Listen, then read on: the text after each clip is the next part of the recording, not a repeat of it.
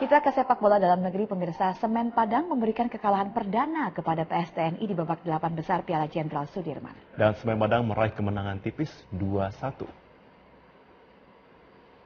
Pertandingan perdana babak 8 besar Piala Jenderal Sudirman dibuka dengan laga grup D yang mempertemukan PSTNI dengan Semen Padang di Stadion Manahan Solo Sabtu sore.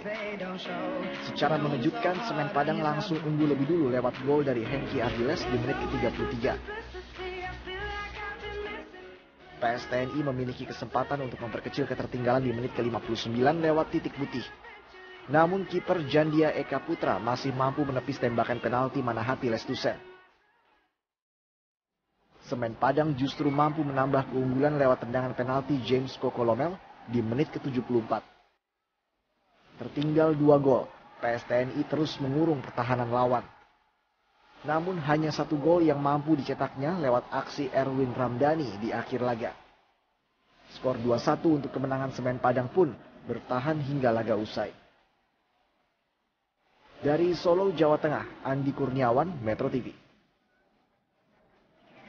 Ada alat bukti lainnya yang diundang perdagangan orang, termasuk dokumen elektronik itu. Tapi harus penegak hukum, sekali lagi di catatan ya, bagi siapapun. Yang merekam itu harus penegak hukumnya. Nah, boleh itu. Dan ketika itu ada rekamannya, boleh soal alat bukti. Dia memperdagangkan orang, termasuk Robi kan semua memperdagangkan orang. Ya, tapi kalau orang dagang, ya jualan begituan, nggak mengatur. Kalau kena tuh di kampung saya di Sari Black, di Doli, di Papa Mangga Besar, berapa ya kan banyak. Sari Hitam jadi Sari Black. Kang Asep tahu banget ya titik-titiknya ya. Ya karena saya tinggal di situ. Oke, baik. Nah, tapi Kang, sejauh ini yang dilakukan polisi dari pendalaman itu sesuai prosedur. Saya kira secara hukum sekali lagi betul, kalau yang dia dagang ya, selama tidak ada pengaduan dari suami atau istri yang melakukan hubungan seksual sama dia, atau dalam tadi bahasa hukumnya jinah atau cabul, ya nggak bisa. Berarti statusnya NM dan PR tetap menjadi korban? Nah, istilah korban hati-hati. Korban itu di Undang-Undang Perdagangan Orang pasal 174, orang karena korban perdagangan.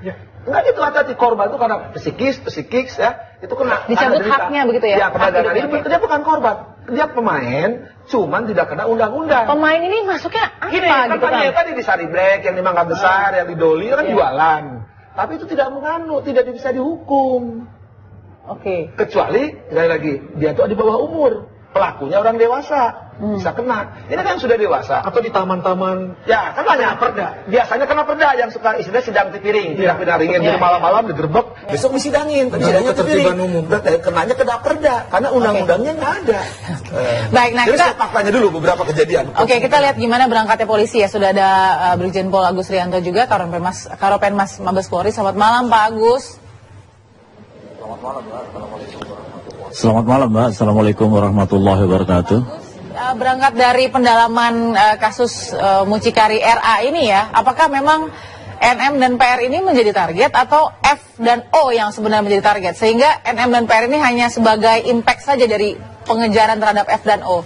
Bahwa proses penanganan perkara yang dilakukan oleh Polri ya, dilakukan berdasarkan dari berbagai faktor yang kita miliki. Bisa dari sumber yang kita peroleh sebelumnya, mungkin kasus-kasus yang pernah kita tangani sebelumnya, ataukah mungkin kasus-kasus lain yang kita terima setelah adanya peristiwa yang sudah ada. Jadi kita tidak pernah mentarget siapapun, ya, pihak manapun. Yang penting bagi kita dalam proses penanganan perkara, aturannya sudah jelas, ya. Ada informasi, ada laporan, kita lakukan proses penyelidikan, kemudian kita tindak lanjuti sesuai dengan ketentuan yang berlaku di lingkungan Polri. Oke, Pak Agus, dari penggerebekan yang dilakukan oleh pihak kepolisian, NM dan PR ini sebagai korban atau sebagai pemain tadi kalau dikatakan oleh Kang Asep? Iya, Kang Asep tadi sudah menjelaskan secara panjang lebar dan gamblang terkait dengan perkara yang sedang kami tangani ini. Memang perkara yang kita tangani saat ini kita kenakan dengan Undang-Undang Nomor 21 Tahun 2007 ya, tentang pemberantasan tindak pidana perdagangan orang. Jadi kita memang dalam undang-undang tersebut sebagaimana kita terapkan pada pasal 2 itu adalah orang yang merekrut, kemudian juga menyiapkan, kemudian juga mengeksploitasi orang lain, itu dikenakan pasal tersebut diancam dengan pidana 3 sampai 15 tahun dan denda sampai dengan mulai dari 120 sampai dengan 600 juta. Itu bunyi Undang-Undang 21 tahun 2007 itu seperti itu, Mbak. Nah, sehingga bagi yang kedua wanita yang juga kita temukan itu memang di dalam undang-undang itu sebagai korban gitu. Sebagai korban. Oke. Oke, baik. Kang Maman, kalau memang kepolisian juga menganggap sebagai korban, tapi Kang Asep punya terminologi lain tadi ya, bahwa bisa saja ini sebagai pemain, karena ya jangan cuma di hotel lah, lihatnya banyak sekali kan, mungkin lokalisasi bayangan yang sudah ada gitu Kang Maman. Tapi kok kayaknya Anda merasa nggak sih ada tebang pilih dalam penegakan misalnya, atau seperti apa? Tidak cuma selebriti kan yang ada di online, ya. Bahkan lebih banyak yang bukan selebriti. 98 ketika Siup tidak lagi ada, bahkan di beberapa koran kota itu ada di halaman-halaman panti pijat, bisnis jual beli pelacuran, dan itu penghasilan dari iklan mini itu saja dalam setahun 21 miliar loh, media bisa mendapatkannya. Di situ bebas betul, semua jenis pelayanan, laki kepada laki, laki kepada perempuan dan sebagainya. Di situ mungkin kita melihat dia bukan lagi sebagai korban, tapi pemain karena menjual dirinya sendiri. Tapi ketika ada sindikat dan kita masuk ke TPPO, dia adalah korban. Dan yang menarik seharusnya kita lihat pasal 12 ya Kang Asep. Pasal 12 itu konsumennya juga harus ditangkap. Di TPPO udah jelas. Ini yang saya harapkan terungkap nanti konsumennya. Jadi jangan cuma dibilang sudah didapat alat komunikasinya lalu tidak berusaha untuk diungkap. Karena di tangan para germo daftar pasien itu banyak. Jangan-jangan juga mereka sudah mengerti undang-undang, Kang. Jangan-jangan gitu. Ya tidak ngerti undang-undang, saya kan sudah melanggar undang-undang. Kasus partai yang ngurusin sapi itu kan sudah jelas contohnya. Malah diulang oleh si pemain. Cuma kan jadi masalah pelanggannya itu yang pasal 12 tidak dikenakan. Dan ini kan banyak daftarnya. Udah, kalau cerita itu kan termasuk gratifikasi seksual. Kita udah tahu lah, nggak mungkin lahir undang-undang tentang pasal gratifikasi seksual kalau itu tidak dilakukan.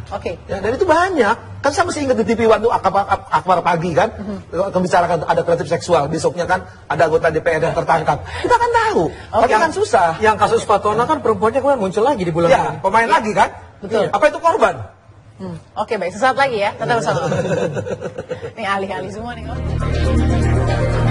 Dilakukan oleh anggota mungkin untuk kemudian menguak ini, Pak Agus. Ini berhenti sampai di sini atau masih ada lagi jaringannya Robi, O dan F dan lain-lain? Iya, pelaksanaan tugas ini kan baru tadi malam ya Mbak, jam 22. Kalau dilihat dengan sekarang belum 24 jam. Jadi kita minta TV One bersabar dulu lah. Lihat proses penanganan yang dilakukan oleh teman-teman penyidik saya. Iya, supaya jangan diburu-buru, karena prinsip sesuai dengan perintah pimpinan, kemudian aturan yang kita pedomani, dalam proses penegakan hukum itu tidak boleh melanggar hukum. Nah, sehingga kita harus cermat. Ya tadi disampaikan oleh beliau-beliau yang ada di studio, kenapa kok pasal 12 tidak dikenakan? Nah, ini kan masih dalam proses. Ini selain undang-undang tentang TPPO ini, kita juga menerapkan juga undang-undang TPPU. Nah, jadi kalau misalnya nanti terbukti ada transaksi keuangan di situ, kita juga akan jerat, terutama di pasal 3 dan pasal 5. Nah, sehingga ini teman-teman saya dari tadi malam sampai pagi satu undang-undang dari 21 tahun 2007 kemudian sudah berkembang menjadi undang-undang tentang TPPU. Sehingga ini kita minta masyarakat terus monitor, juga media, dan kita akan sampaikan kepada masyarakat langkah-langkah yang dilakukan Polri sebagai bentuk pertanggungjawaban kami kepada masyarakat. Pak, kalau bisa dielaborasi, berarti ini Robi punya memang jaringan yang entah memang dalam arti sengaja atau iseng-iseng, tapi sudah ada jaringan itu terlihat begitu Pak Agus ya? Yang ngomong itu Mbak Balkis ya, bukan saya, karena kita masih dalam proses penelusuran. Yang jelas bagi kita sekarang ini yang kita tetapkan sebagai tersangka yaitu OT dan FR itu. Yang lain tadi sudah di awal saya kemukakan berdasarkan mungkin pengungkapan sebelumnya maupun ada informasi-informasi baru, ini yang terus kita lakukan. Yang jelas polisi tetap bekerja dalam rangka memberikan pelayanan kepada masyarakat. Tidak peduli kepada siapapun, kapanpun dan dimanapun. Kita terus akan bekerja, Mbak. Saya mulai mengerti, mungkin Pak Agus Rianto dan anak-anak buahnya sekarang sedang dalam penyamaran ya. Jadi kita juga coba untuk memberikan dukungan ya Pak, karena mengerti sekali itu tidak mudah. Nah, ada yang bertanya kamu dari Kang Asep dan Kang Maman ke Pak Agus, silakan. Pak Agus, betul, saya setuju kalau Tip Iwan boleh bersabar, tapi Pirsawan sama Iwan Iriawan nggak sabar karena pengen tahu kan.